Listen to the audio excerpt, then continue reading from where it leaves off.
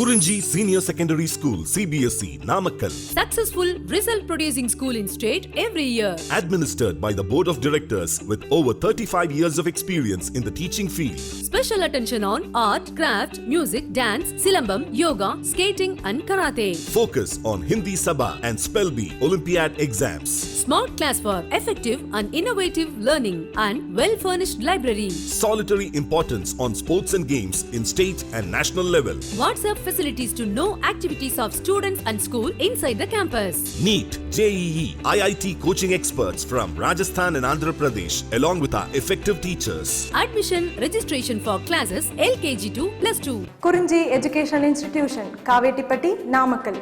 Admission in progress. CBSE, KG to 12, contact 9025895176. Metric 6 to 12, contact 9344567484. For online admission, log on to www.kurinjischoolnkl.in.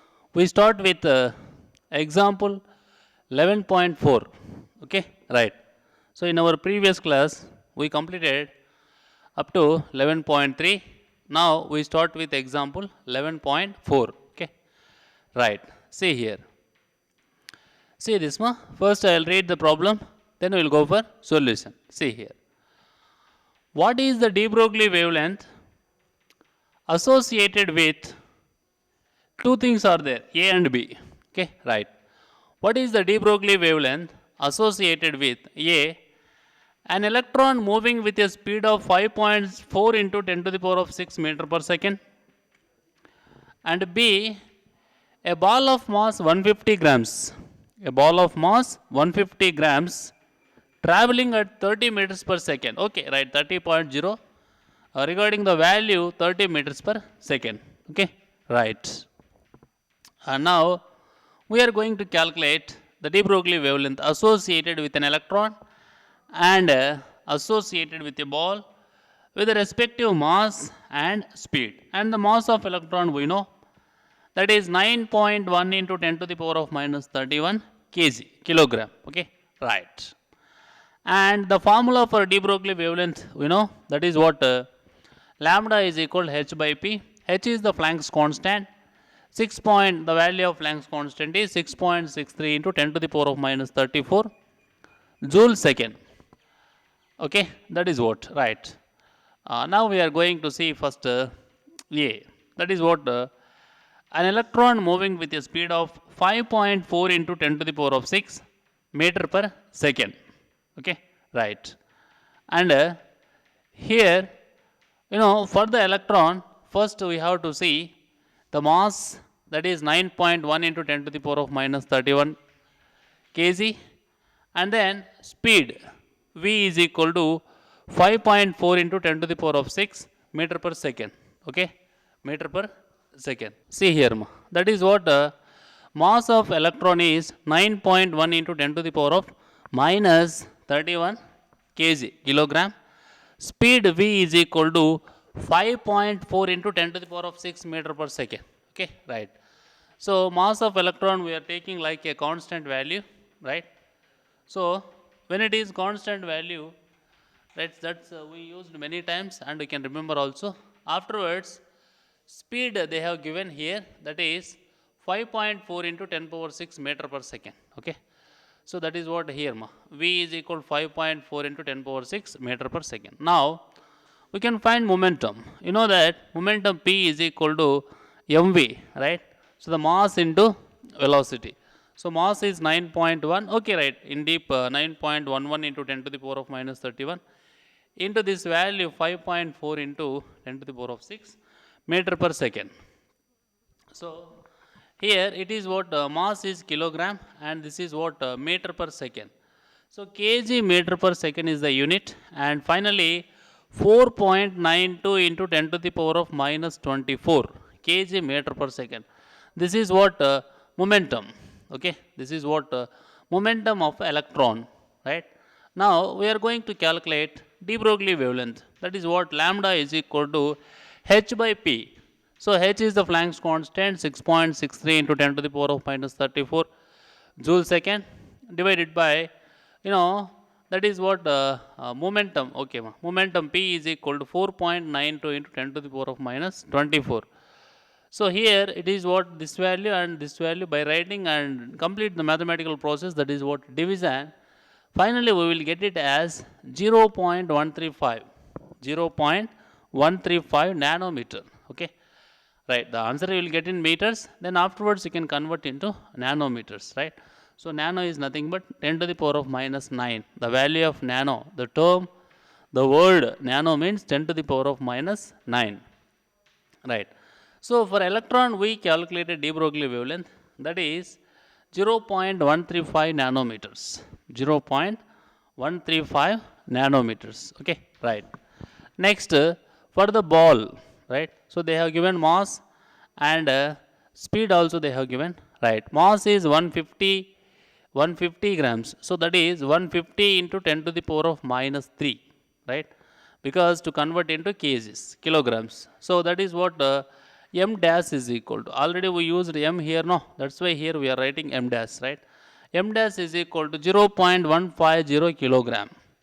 And speed v dash is equal to, right? 30 meters per second, right? 30.0 meter per second. Now, we are going to calculate the momentum, that is P dash is equal to m dash v dash, that is equal to 0.150, right? 0.150 into 30.0, not 300 ma, it is, see here, this value only 30.0, right, is equal to 4.50 kilogram meter per second, that is what kg meter per second, right? Kg meter per second. So P dash is equal to, right, here P dash is equal to 4.50 kilogram meter per second, okay, right. Next, de Broglie wavelength lambda dash is equal to, de Broglie wavelength lambda dash is equal to h by P dash, that is what h is 6.63 into 10 to the power of minus 34 divided by P dash is 4.50.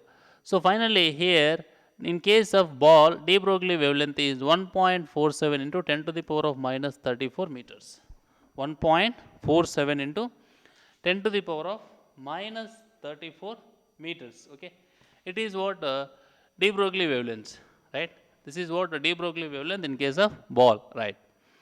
And here, according to this problem, right, based on the given values of mass for electron and speed of electron and mass of the ball and speed of the ball, we calculated de Broglie wavelength for the electron and we calculated de Broglie wavelength of the ball also, right? For electron, we got de Broglie wavelength as 0.135 nanometers, and for the ball, we got de Broglie wavelength as 1.47 into 10 to the power of minus 34 meters. Okay, right. And you see the conclusion, that is what, you know, the de Broglie wavelength of electron is, the de Broglie wavelength of electron is comparable with X-ray wavelengths. The de Broglie wavelength of electron is comparable with X-ray wavelengths, full stop. However, you know, because the value, see, he is saying that de Broglie wavelength of electron is comparable with X-ray wavelengths, means because of the value, this value, okay, right. And you know, however, for the ball it is about 10 to the power of minus 19 times the size of the proton, right, quite beyond experimental measurement, right. However, if you compare again with that is what size of the proton. So however, for the ball it is about 10 to the power of minus 19 times the size of the proton, quite beyond experimental measurement, quite beyond experimental measurement, okay, right. So that is what here, you know, in this problem we calculated the de Broglie wavelength of electron and we calculated the de Broglie wavelength of ball according to the given values, okay, right. Afterwards, we also compared, that is what we told that de Broglie wavelength of electron is comparable with the X-ray wavelengths, and for the ball the value is, that is what de Broglie value is, de Broglie wavelength value is about 10 to the power of minus 19 times the size of proton, right, quite beyond experimental measurement, okay, right. Next, see here, that is what example 11.5. Example 11.5, that is what next example problem. See here, an electron and alpha particle, right? Okay, sorry, an electron, comma, an alpha particle, an electron, comma, an alpha particle, and a proton, and a proton have the same kinetic energy, have the same kinetic energy, full stop. Which of these particles has the shortest de Broglie wavelength? Which of these particles? Which of these particles has the shortest de Broglie wavelength? Okay, right. See here. For a particle, de Broglie wavelength lambda is equal to h by p. For a particle, de Broglie wavelength lambda is equal to h by p. That's we know. So what he is asking from the question? These three, those are electron, alpha particle, and proton, have the same kinetic energy, right? But he is asking which of these particles has the shortest de Broglie wavelength? Shortest de Broglie wavelength. Okay. First, we have to know the relation between, that is what relation between de Broglie wavelength, mass, and kinetic energy. Okay, because the mass is different for these three things, right? He is not talking about speed and some other, but he told that kinetic energy is same, right? So kinetic energy means generally half mv square, right?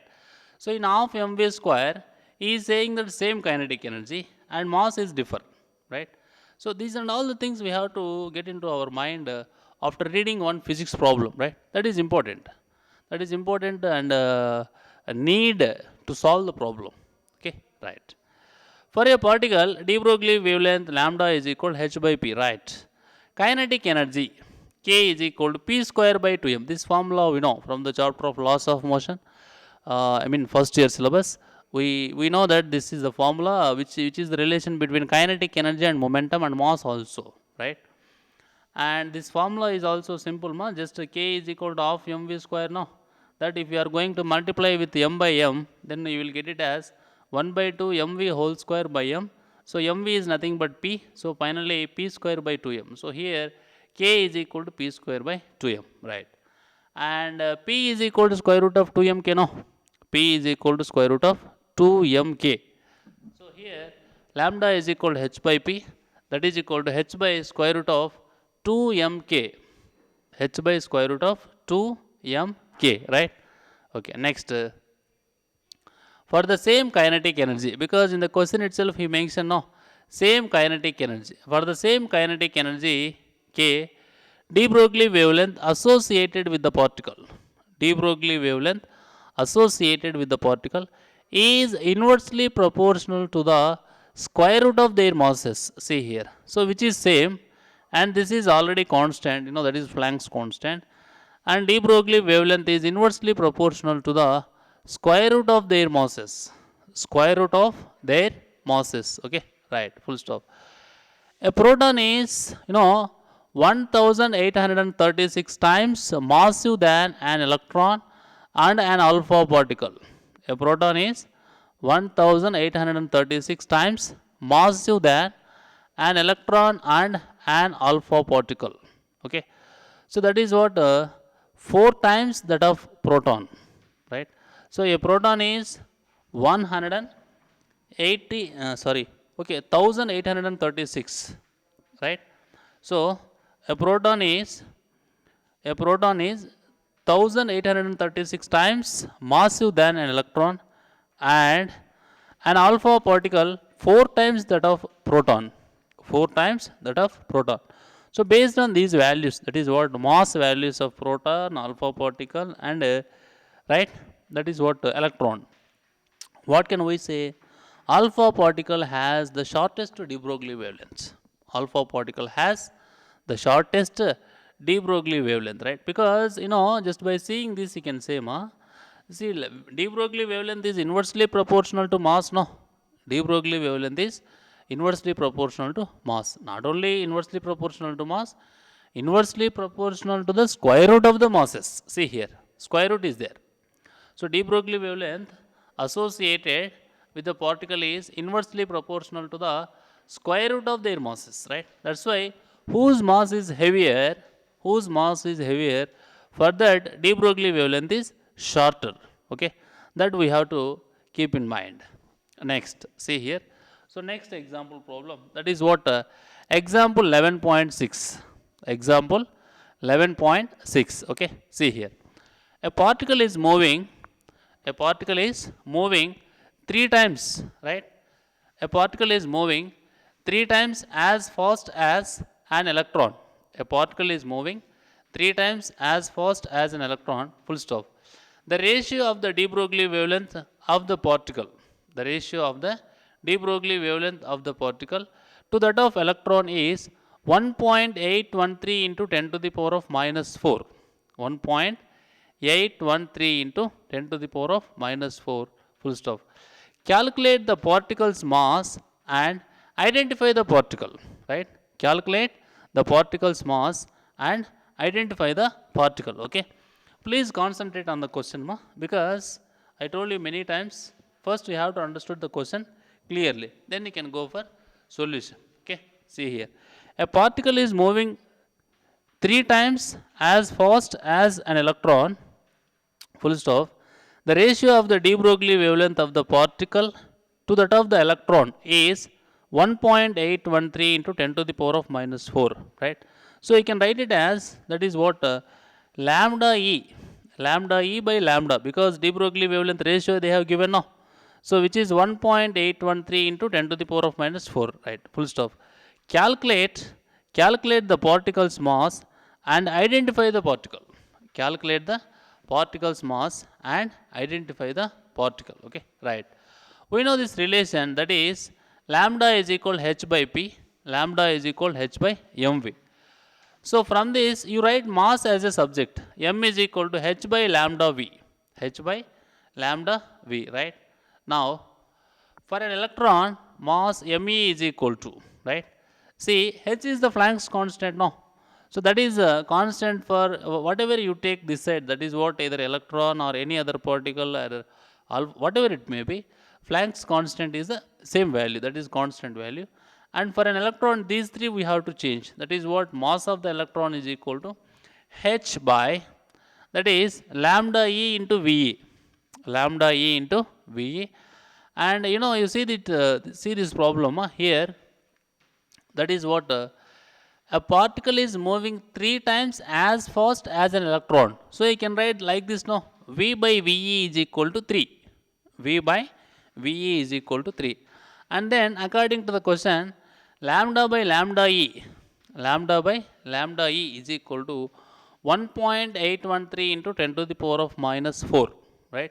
This is the value they have given, because it is ratio, no. That's why no units, whether here or here, we need not write any units, because it is the ratio. Okay. Right. Now, then the mass of the particle. Then the mass of the particle m is equal to, that is what me into, just in place of this one, that is what, see here, mass of the particle m is equal to me into lambda e by lambda into VE by V. Right.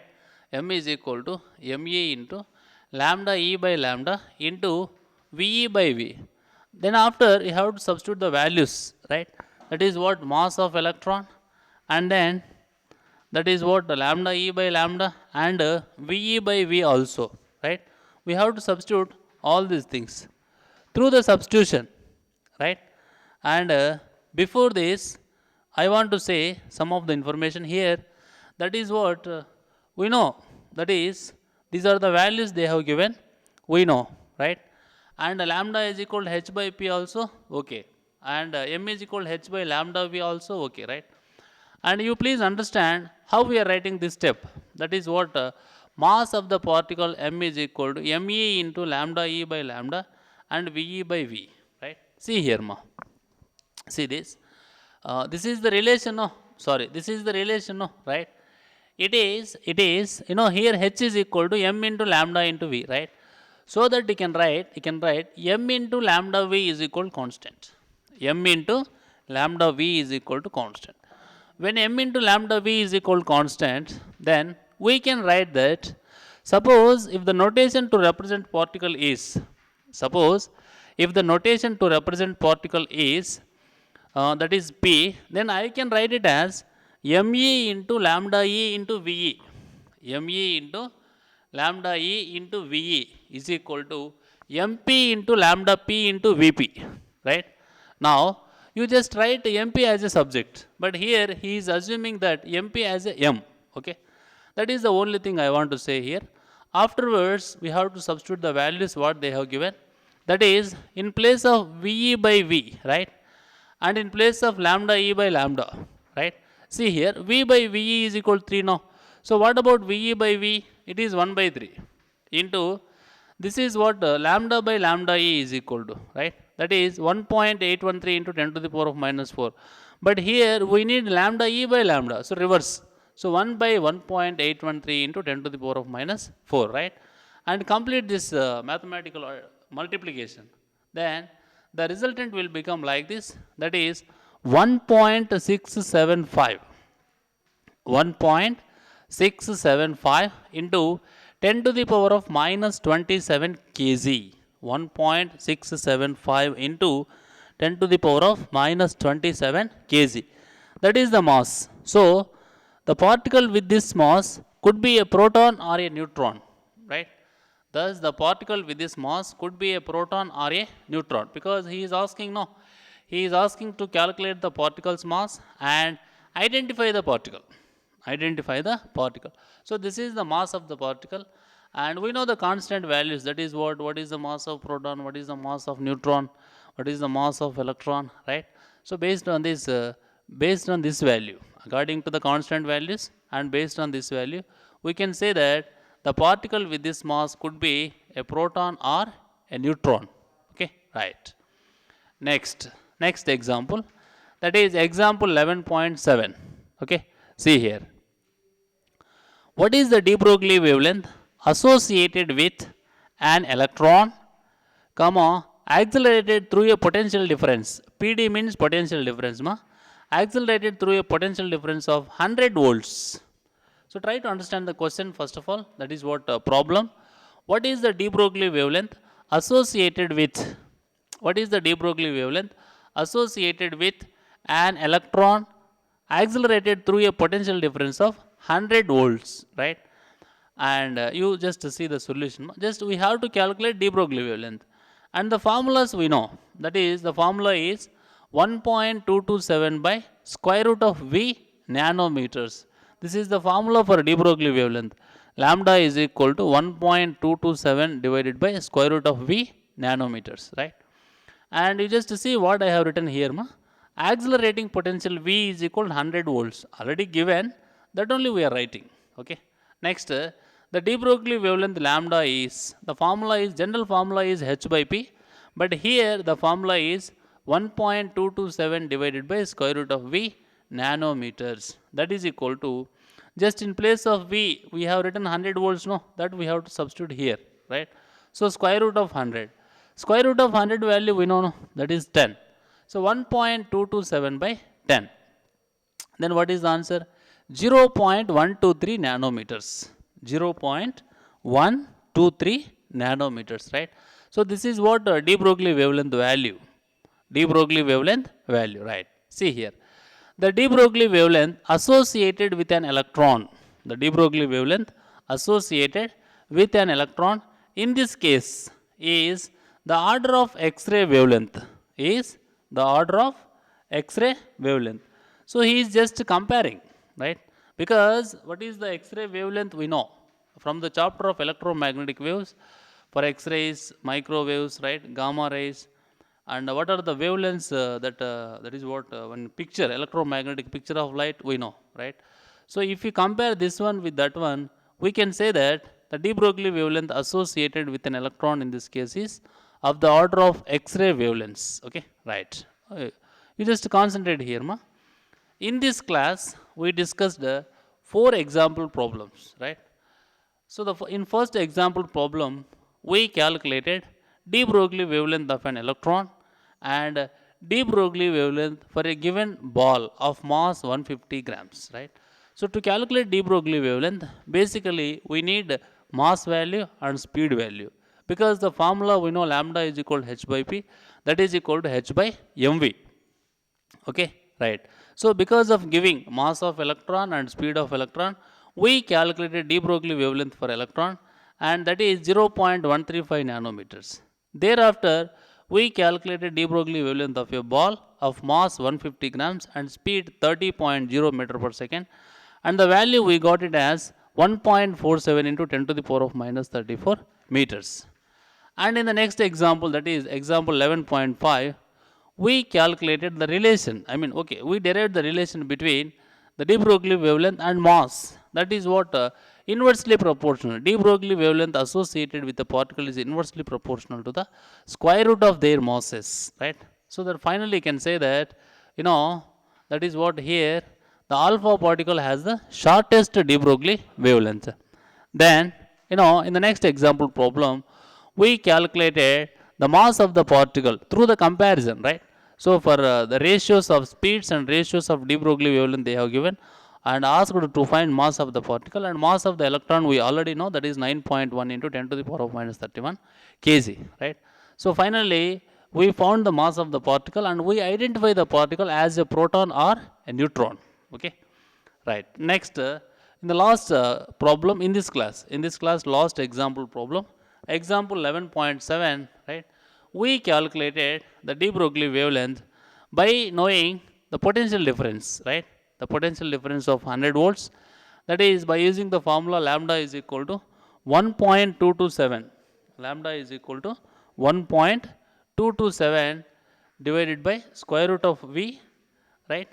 That is equal to 0.123 nanometers, and this wavelength is comparable with the X-rays wavelengths. Okay, right. So example problems completed. In our next class, we will start with exercise problems from the same chapter. Okay, thank you.